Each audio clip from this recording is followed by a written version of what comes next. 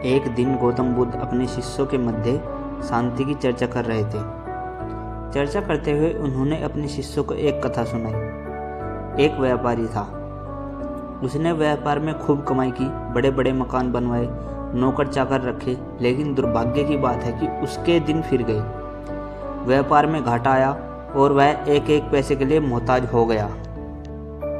जब उसकी परेशानी असहनीय हो गई तब वह एक साधु के पास गया और रोते हुए बोला, महाराज, मुझे कोई मार्ग बताइए जिससे मुझे शांति मिले। साधु ने पूछा, तुम्हारा सब कुछ चला गया? व्यापारी ने कहा, हाँ महाराज, मेरा सब कुछ चला गया। साधु बोला, तुम्हारा था तो उसे तुम्हारे पास रहना चाहिए था, वह चला कैसे गया? व्यापारी चुप हो गया। जन्म के समय तुम अपने साथ कितना धन लाए थे?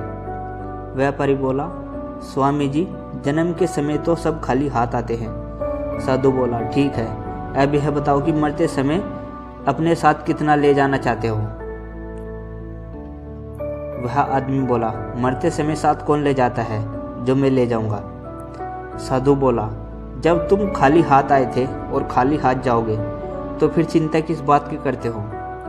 व्यापारी ने कहा, महाराज, जब तक मौत नहीं आती तब तक मेरी और मेरे घर वालों की गुजर बसर कैसे होगी?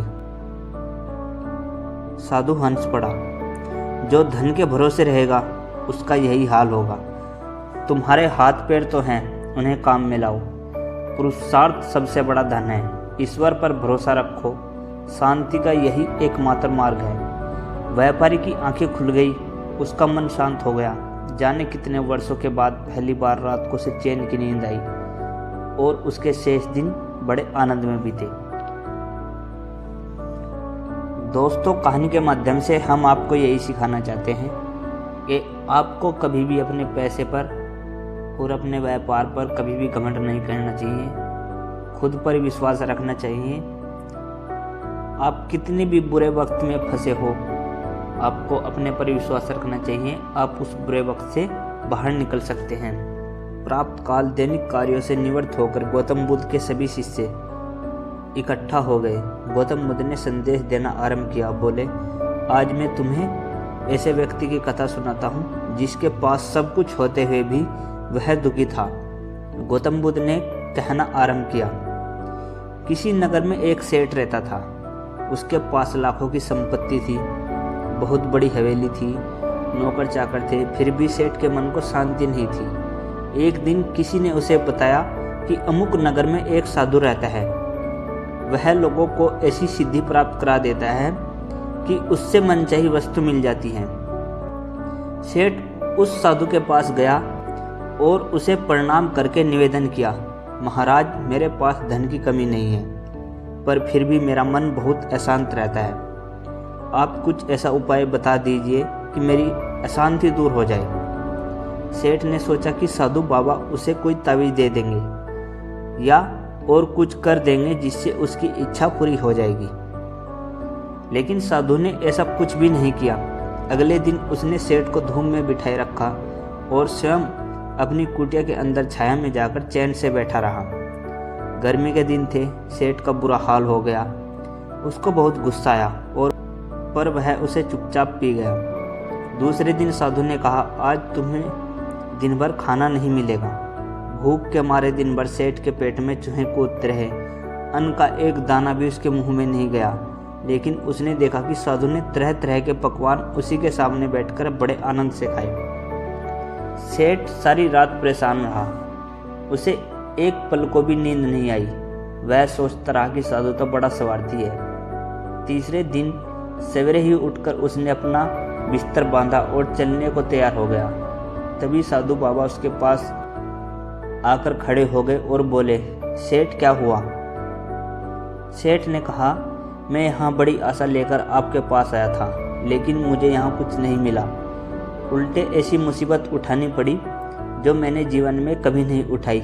मैं जा रहा हूँ। साधु हंसकर बोला, मैंने तुम्हें इतना कुछ दिया पर तूने कुछ भी नहीं लिया। सेठ ने विस्मय भाव से साधु की ओर देखा और बोला, आपने तो मुझे कुछ भी नहीं दिया। साधु ने कहा, सेठ, पहले दिन जब मैंने तुम्हें धूम में बिठाया और अपने आप छाँव में बैठा रहा, तब मैंने तुम्हें बताया कि मेरी छाया तेरे काम नहीं आ सकती। जब मेरी बात तेरी समझ में नहीं आई तो दूसरे दिन मैंने तुम्हें भूखा रखा और अपने आप खूब अच्छी तरह से खाना खाया। उससे मैंने तुम्हें समझाया कि मेरे खा लेने से तेरा पेट नहीं भर सकता। सेठ, याद रखना, मेरी साधना से तुझे सिद्धि नहीं मिलेगी। धन तूने खुद पुरुषार्थ से कमाया है और शांति भी तुझे अपने ही पुरुषार्थ से मिलेगी। सेठ की आंखें खुल गई। अब उसे अपनी मंजिल पर पहुंचने का रास्ता मिल गया था। एक दिन गौतम बुद्ध ने एक दुखी व्यक्ति को देखा। व्यक्ति बुद्ध के चरणों में गिरकर अपने दुख दूर करने का उपाय जानना चाहता था। गौतम बुद्ध ने उस व्यक्ति को अपने पास बिठाया और बोला, तुम व्यर्थ में चिंतित हो। सुख दुख हमेशा नहीं रहते। मैं तुम्हें एक कथा सुनाता हूँ, ध्यान से सुनो। किसी नगर में एक सेठ रहता था। वह बड़ा ही उदार और परोपकारी था। उसके दरवाजे पर जो भी आता था वह उसे खाली हाथ नहीं जाने देता था और दिल खोलकर उसकी मदद करता था। एक दिन उसके यहाँ एक आदमी आया। उसके हाथ में एक पर्चा था जिसे वह बेचना चाहता था। उसके पर्चे पर लिखा था, सदा ना रहे। इस पर्चे को कौन खरीदता, लेकिन सेठ ने उसे तत्काल खरीद लिया और उसे अपनी पगड़ी के एक छोर में बांध लिया। नगर के कुछ लोग सेठ से ईर्ष्या करते थे। उन्होंने एक दिन राजा के पास जाकर उसकी शिकायत की, जिससे राजा ने सेठ को पकड़कर जेल में डाल दिया। जेल में काफ़ी दिन निकल गए। सेठ बहुत दुखी था। क्या करे, उसकी समझ में कुछ नहीं आ रहा था। एक दिन अचानक सेठ का हाथ पगड़ी की गांठ पर पड़ गया। उसने गांठ को खोलकर पर्चा निकाला और उसे पढ़ा। पढ़ते ही उसकी आंखें खुल गई। उसने मन ही मन कहा, अरे तो दुख किस बात का? जब सुख के दिन सदा न रहे तो दुख के दिन भी सदा न रहेंगे। इस विचार के आते ही वह जोर से हंस पड़ा और बहुत देर तक हंसता रहा।